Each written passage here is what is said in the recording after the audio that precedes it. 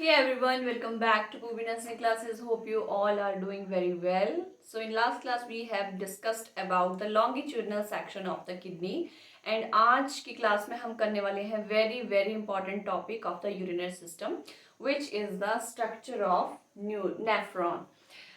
The basic functional unit of the kidney is nephron.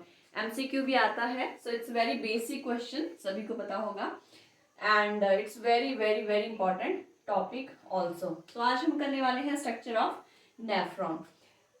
Nephron का structure यहाँ पे आप देख सकते हैं, ये जो हमारा है ये आर्टेरियल जो है नेटवर्क है। फर्स्ट ऑफ ऑल हम डिस्कस करेंगे नेफ्रॉन का स्ट्रक्चर, देन हम आर्टरीज और वेन्स के बारे में डिस्कशन करेंगे। सो नेफ्रॉन जो है दो मेन पार्ट्स में डिवाइड होता है, one is closed end and one is open and. Now यहाँ पे आप देख सकते हैं एट द क्लोज एंड यहाँ पे ये कैसे बना है, कप शेप स्ट्रक्चर में बना है, जिसे हम क्या कहते हैं, ग्लोमेरुलर कैप्सूल्स इसको हम कहते हैं, और इसका अदर नेम जो होता है वो होता है women capsules. Now after women capsules हमारा जो नेफ्रॉन है वो तीन मेन पार्ट में डिवाइड होता है एंड इसकी जो लेंथ होती है वो अप्रॉक्सीमेट 3 सेंटीमीटर के अराउंड होती है।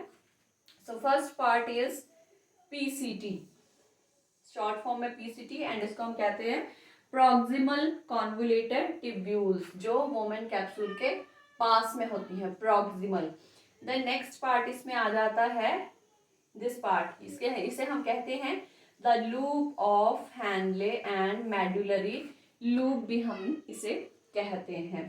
देन नेक्स्ट पार्ट हमारा आ जाता है द DCT, यहाँ पे PCT था, यहाँ पे DCT, डिस्टल कॉन्वोल्यूटेड ट्यूब्यूल्स, जो कि इससे थोड़ा सा दूर सिचुएटेड है। देन एट लास्ट नेफ्रॉन का जो लास्ट पार्ट आ जाता है दैट इज ओपन एंड, ये हमारा क्लोज्ड एंड था। देन ओपन एंड में हमारी क्या बन जाती हैं, कलेक्टिंग डक्ट्स, जो हमारे यूरिन को रीनल पिरामिड से होते हुए कहाँ पे फ्लो करती हैं, रीनल पेल्विस में। देन आगे जो है उसका फ्लो कंटिन्यू रहता है। So this is the nephron and associated blood vessel. Nephron का स्ट्रक्चर हमने कर लिया, अब हम करने वाले हैं ब्लड वेसल्स, इनके साथ कैसे सिचुएटेड होती हैं, कैसे काम करती हैं। यहाँ पे आप देख सकते हैं it is the branch of renal artery and renal artery से जो आर्टरी आगे निकल के आ रही है, this is the afferent arterioles, these are afferent, you have to note this point. The next, यहाँ पे एक वोमेन कैप्सूल में कैपिलरी नेटवर्क रहता है, इसको हम कैप्सूल कहते हैं, लेकिन जो कैपिलरी नेटवर्क है इसे हम ग्लोमेरुलस कहते हैं।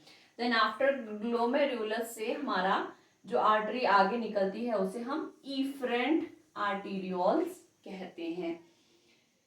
एफरेंट जो होती है वो लेकर आती है ब्लड, एंड इफरेंट जो होती है वो यहाँ से आगे जो है ब्लड फ्लो करती है। देन यहाँ पे आप देख सकते हैं एक जो है नेट लाइक स्ट्रक्चर बना हुआ है, कैपिलरी स्ट्रक्चर।